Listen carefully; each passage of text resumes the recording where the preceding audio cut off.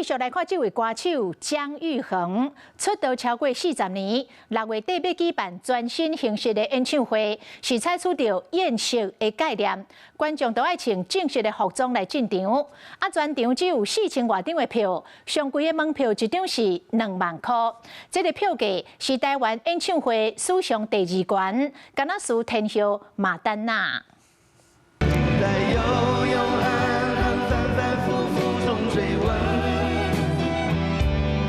才知道平平淡淡、從從容容才是真。歌聲有淡薄仔滄桑，今年68歲，憂鬱王子姜育恆出道超過40擔，6月底即將要回歸舞台，甲歌迷見面。再回首，恍然如夢；再回首，我心裡就。不過想要聽這場演唱會，無遐簡單，上俗的2000字就當入場，也無上貴的一張講愛2萬塊。會想啊，對，因為有一點算是我那個時代的歌手吧，對，有點想去緬懷舊日時光。之後的訊息會去聽，因為我蠻喜歡他的歌啦，能夠這樣看到他本人在台上演唱哦，這個機會難得。